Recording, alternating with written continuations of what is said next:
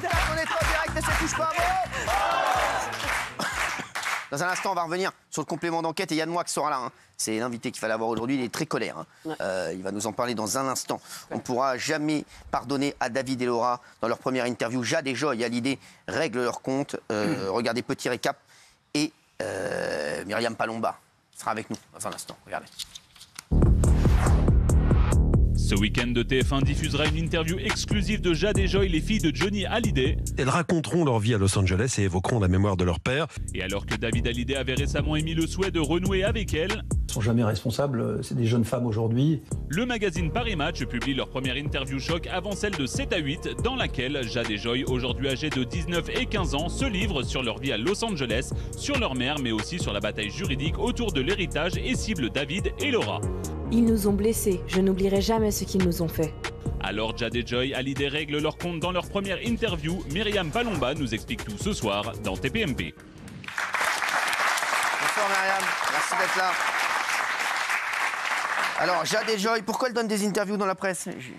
Eh ben là, elles sont en pleine promo, comme je vous l'ai déjà dit, pour le 7 à 8. Il y a l'exposition le 22 décembre à Versailles, l'exposition de Versailles sur la vie de Johnny, où on va voir où il vivait, ses costumes, etc. Enfin, une très grande rétrospective. Et du coup, aujourd'hui, là, elles sont en pleine promo de cet événement pour le promouvoir en France, alors qu'il a été déjà fait en Belgique. Alors, en ce moment, elles ont dit des trucs de fou. Ouais. Alors, elles ont dit par exemple elles ont parlé de leur relation avec leur père. Alors, c'est assez. Elles ont dit plein de choses. Elles nous parlent de leur vie à Los Angeles. Elles nous parlent de leur père. Elles nous parlent de comment s'appelle, que leur père était donc un homme généreux, que leurs parents sont formidables, que Laetitia était également une mère parfaite. Et puis elles nous disent des choses comme ça qui sont un peu fortes, comme le fait que Joy ait gardé la couverture avec laquelle Johnny est parti.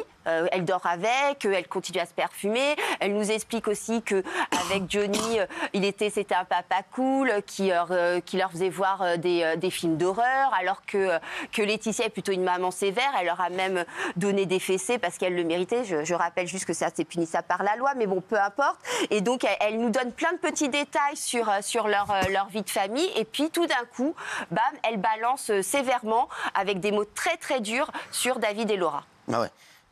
Elle dit Laura a essayé un temps. Alors Jade, elle dit Laura a essayé un temps de tenir son rôle de grande sœur. Elle faisait comme si on était super proches. Mais en réalité, j'ai toujours eu le sentiment qu'il y avait entre nous une barrière. Petite, je m'accrochais à l'idée que j'avais un grand frère et une grande sœur parce que je trouvais ça bien. À présent, il ne me manque même plus. Et Joy dit cela fait 6 ans que l'on ne s'est pas parlé. On a l'impression d'être des étrangères pour eux.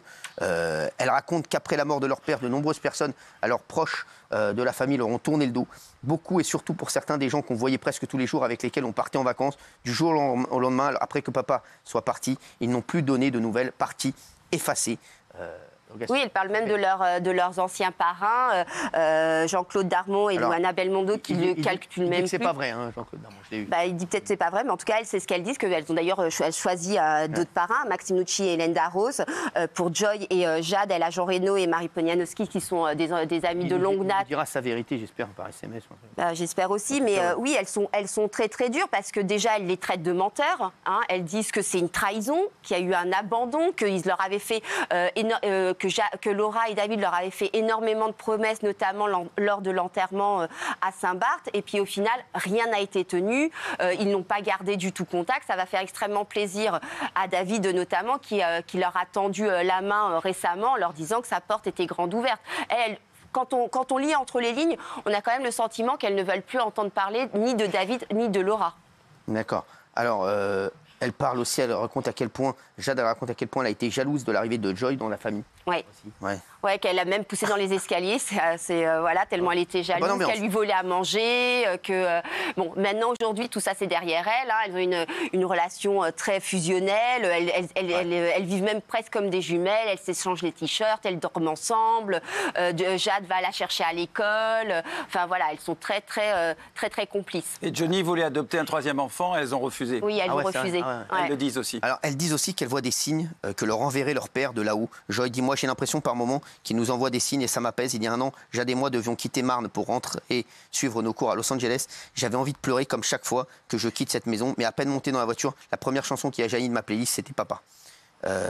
Oui, c'est ça. Elles racontent donc elles ont des fois des signes, elles entendent leur père à la radio. Elles racontent aussi que après l'enterrement de Saint-Barth, elle allume la radio et elle entend une chanson de Johnny. Elles expliquent aussi qu'elles ont une playlist chacune avec leurs titres préférés de leur père, qu'elles sont toujours très très très connectées, il y avait un vrai lien entre eux. D'ailleurs, c'est ce que disait Johnny, qu'il était vraiment très lié à ses filles, bien plus qu'il ne l'a été avec Laura et David. C'est aussi d'ailleurs pour ça qu'il y a eu des tensions entre tout le monde.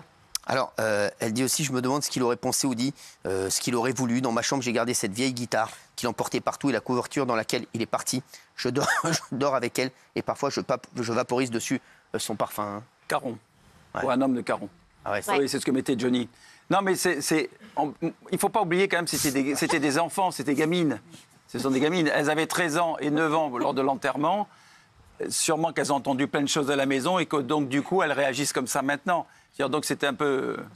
Non, mais la partie aussi qui est forte dans l'interview, c'est quand elles prennent la défense de leur mère en disant que David et Laura sont des menteurs et que jamais leur mère les a empêché David et Laura de voir leur père avant qu'il meure. Donc ça, elles disent carrément, c'est des gros mensonges. C'est pas envisageable que ça soit dicté par Laetitia? Alors ça peut être effectivement dicté par Laetitia. Il faut savoir que cette interview a été réalisée en même temps que celui de 7 à 8 par Audrey Crespo-Mara.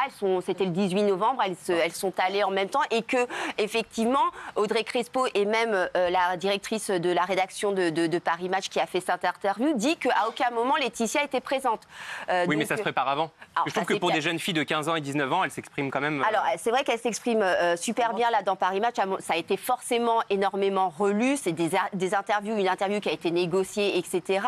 Mais quand même, elles balancent pas mal. On verra un peu autre chose dans 7 à 8 parce qu'elles vont évidemment pas s'exprimer de la même façon que dans Paris Match. Oui, Raymond. Hein? Qu'est-ce qui se passe? Non, c'est sur le parfum. Ouais, le parfum, je suis content. Ouais. Tu as dit que c'était une vraie info. Tu l'as dit que c'était une vraie info. C'était quoi le parfum? C'était quoi le parfum? Pour un homme de Caron. Pour un homme de Caron. Grosse info de Bernard Montiel. Hein. C'est marqué dans l'interview. Ah oui, en plus.